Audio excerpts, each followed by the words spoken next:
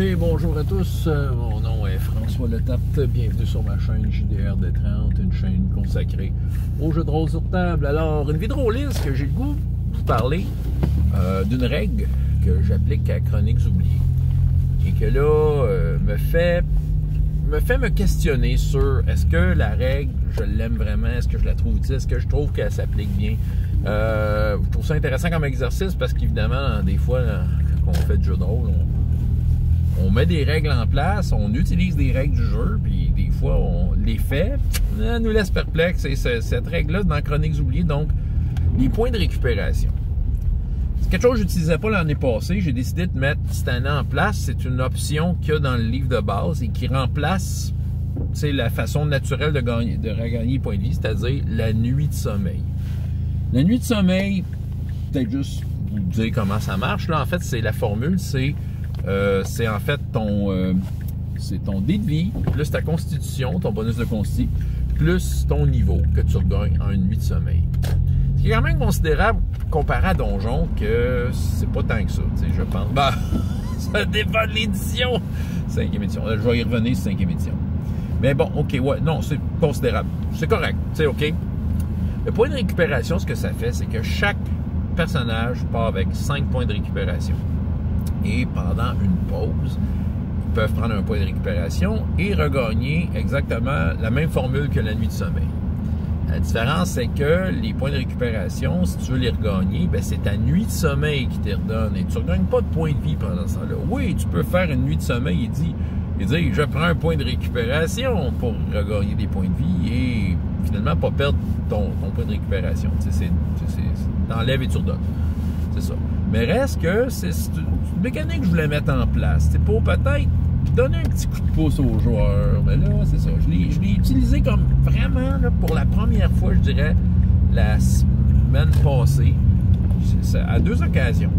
Puis, écoute, il m'est venu un arrière-goût du short rest de 5e édition. Et vous savez que, tu sais, à quel point j'aime ça, 5e édition. Ben écoute, dans les top 10 raisons qui font que 5e édition n'est pas dans ma palette, je vais juste klaxonner pour les grèveux.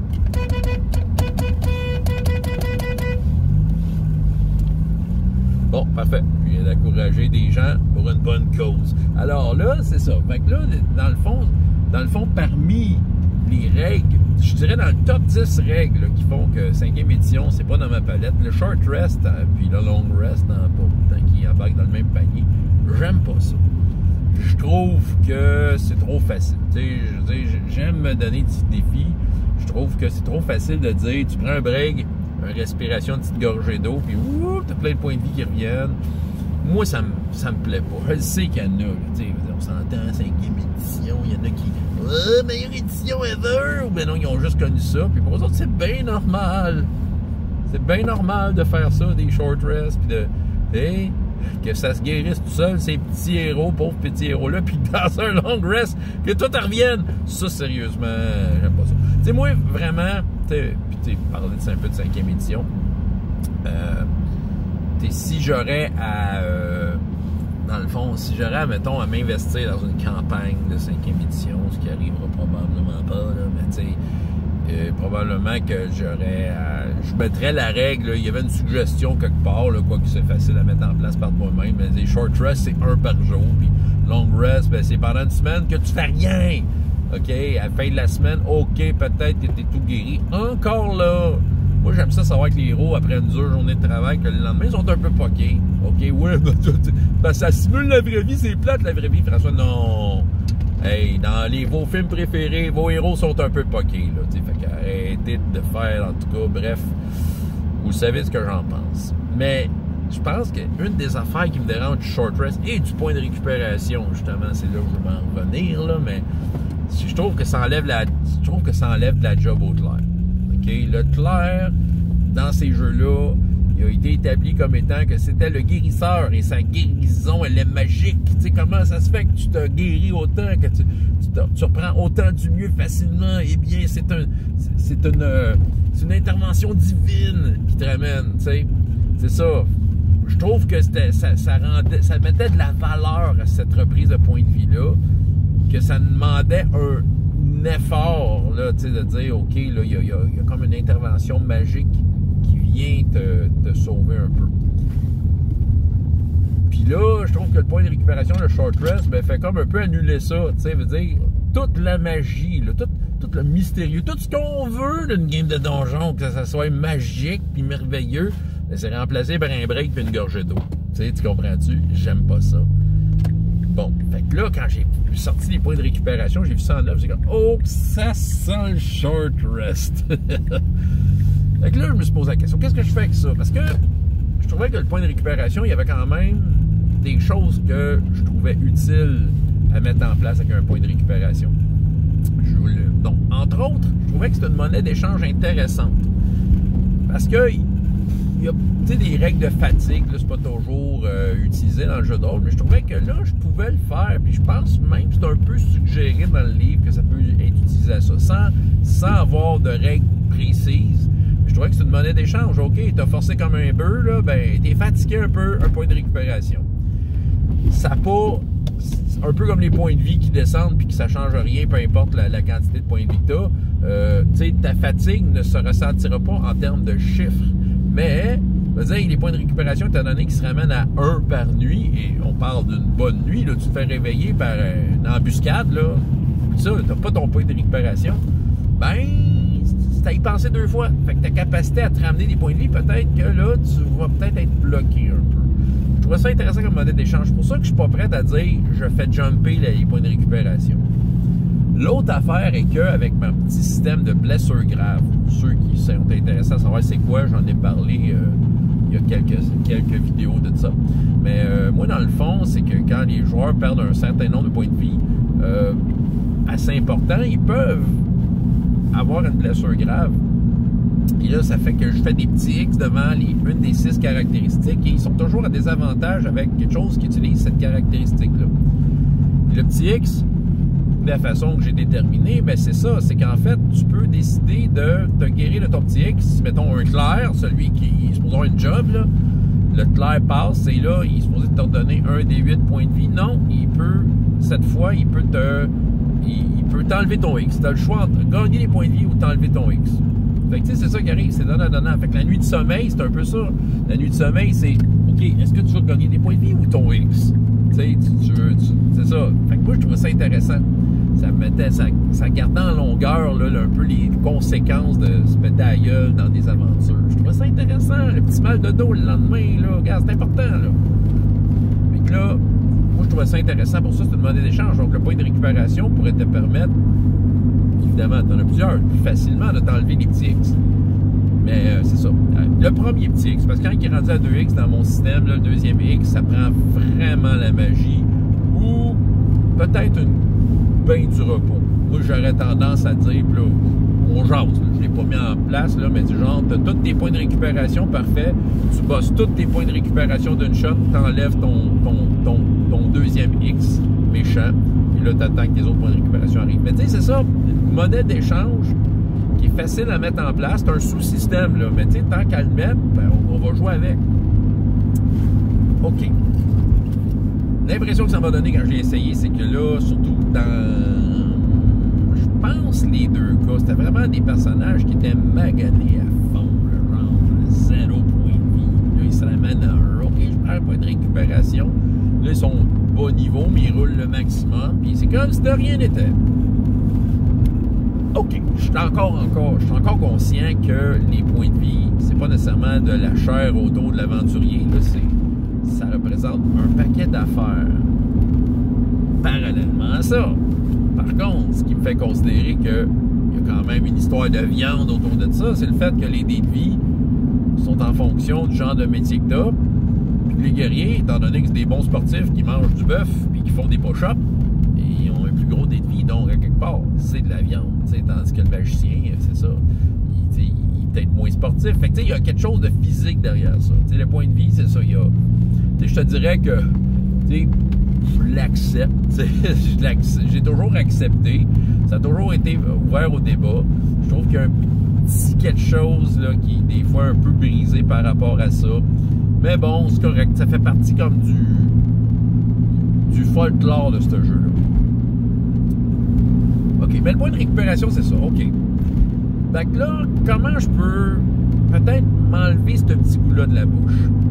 Déjà, peut-être que si le point de récupération, c'était juste là pour ramener ton défi d'acide. Un peu comme 5e édition. Sans avoir le bonus de niveau, tout ça. Peut-être. Ou juste, j'avais pensé peut-être juste dire, OK, tu prends un point de récupération, tu regagnes ton niveau point de vie. Ça veut dire qu'il n'y a plus de hasard impliqué. OK, c'est ça, tu gagnes ton niveau point de vie. C'est sûr que quelqu'un qui est au niveau, il est hot, il en gagne gros de la shot. Peut-être. Je dirais, on est tous dans le peut-être. Il y a une affaire aussi à considérer, mettons qu'on compare 5e et Chroniques oubliées. C'est sûr que 5e édition, de base, tu as les short rests, comme les points de récupération. Oui, tu as une limite au nombre de short rests que tu peux faire, un peu comme les points de récupération. Mais tu as le foutu long rest qui fait comme si de rien n'était. Right. Mais il n'a pas ça, Chronique oubliée. Ça, là, regarde. Tu vois, là, au moins, on s'en sauve un peu là, des guérisons miraculeuses, là, sans besoin de clair. C'est ça. Fait que là, tu sais, au moins, on perd pas ça. C'est ça. L'affaire qui me dérange à Chronique oubliée avec les points de récupération, c'est que dans une seule et même journée, un personnage peut tout se guérir en utilisant ses 5 points de récupération. Tu sais, prendre, mettons, une journée de congé, là, il se guérit au complet. Bref, il se fait potentiellement l'équivalent d'un long rest. Tu sais, imagine, là, il est 10e niveau ton aventurier, journée de congé, il gagnerait 50 points de vie. Mettons que je prendrais juste le niveau. Fait que, si c'est un magicien, il est tout guéri. Si c'est un guerrier, il n'est pas tout guéri. C'est, en tout cas, c'est pour ça que... C'est pour ça que je me mets à penser à ça. Peut-être juste le hasard, j'avoue que ça serait pas pire. C'est ça, oui, j'aime le hasard. Tu sais, tu veux te guérir toi-même, t'as roulé un. Et c'est là que peut-être que, oui, peut-être que le clair serait important. Ça ramènerait peut-être l'importance d'avoir un clair dans le groupe. Encore là, j'ai rien statué officiellement. OK? J'aime ça que ça soit greedy, j'aime ça qu'on saigne un peu du nez. Puis pour plein de raisons, comme je disais, les points de récupération, je suis pas sûr que j'ai envie de faire jumper ça, justement parce que je trouve ça pratique. Je trouve ça pratique, c'est comme une nouvelle ficelle sur laquelle je peux tirer pour créer des effets par rapport à la condition de santé d'un personnage. Fait que, ouais, je voulais partager ça. C'est le genre d'affaire. Vous faites ça, vous autres aussi, arrêtez, là. Arrêtez de dire que c'est parfait. Tu achètes le livre, il est tout parfait dedans. Non. Une fois de temps en temps, tu tombes sur une règle, tu fais comme « Ah, je suis pas sûr. » Puis, tu as le goût de la changer. Puis, tu te poses des questions. Tu poses le pour et le contre. Puis aussi, il faut que tu te mettes dans le contexte, cette règle-là. Pourquoi elle existe? Je peux peut-être finir avec ça, en fait. Dans Chroniques oubliées. Ouais, j'ai peut-être un petit exposé à faire sur la fin, là, ben c'est ça. Dans Chroniques oubliées, le point de récupération, cette règle-là, ils disent un peu dans quel contexte que ça peut être utilisé, que ça marche. C'est quand tu fais une campagne qui a vraiment beaucoup de combats. C'est quand même relativement le cas dans mes games. La perte de points de vie à date, si je regarde cette année, n'est pas si énorme que ça, quoique ça dépend des cas. Il y a du monde qui en mange une volée. Là. Sérieux, j'ai fait des calculs. Là. D'après moi, j'ai au moins 1 ou 2 morts à la prochaine game. Good. Et puis, je pense qu'il n'y a pas grand-chose qu'ils peuvent faire pour s'en sauver. Et, OK. Mais bon, tout ça pour dire que ma perte de points de vie n'est pas si énorme que ça. Mais c'est vrai que ça peut donner un coup de pouce aux joueurs en chemin. Tu sais, ça le dit que c'est une règle. Tu sais, ça le dit d'emblée que c'est une règle qui est un peu boostée, là. Ça n'est pas autant que 5e édition. Si tu enlèves les modificateurs, ça ne l'est pas autant. Surtout que la nuit de sommeil ne fait pas de long rest. T'sais. Ben c'est ça, mais il dit, c'est dans ce contexte-là. Est-ce qu'il y a beaucoup de combats? Oui. Ben, une affaire qui est un peu déroutante dans mes games, c'est que, étant donné que les aventures avancent un petit peu au compte-gouttes, c'est des tranches de 45-50 minutes, pas trop coordonnées parce que, tu sais, c'est trop dur, tu sais, de se remettre dedans, de partir de la gang, puis là, ils se séparent, évidemment, puis c'est ça. Ça complique les choses. Mais c'est ça, ça avance au compte-gouttes, mais sérieusement, je pense qu'on est rendu plus ou moins entre la 6 et 10e séance, là, dépendant des games. Puis on est tous dans la première journée d'aventure. Il s'en passe des choses. C'est ça. Fait qu'ils n'ont même pas fait leur premier nuit de sommeil. Fait que tu sais, l'effet long terme des points de récupération, de la façon que ça marche, de la façon que ça revient, j'ai pas l'impression qu'on va on va comme le vivre tant que ça. En tout cas, est-ce que je ramène la nuit de sommeil standard, mais d'une autre façon, ça me prendrait une façon de simuler la fatigue des fois, ou je sais pas, tu sais. On verra. Mais tu sais, c'est ça qui arrive. Je jongle. Je vais finir par trouver une règle qui me plaît, c'est sûr et certain, parce que j'aime ça, tu sais, bisouner Chroniques oubliées, c'est ça, je trouve que c'est un bel exercice de règle maison que j'aime appliquer. Voilà, c'est ce que j'avais à dire. François Letarte, JDR des 30. Et jusqu'à la prochaine fois, il y a autant de plaisir dans la vie que dans les jeux. Au revoir.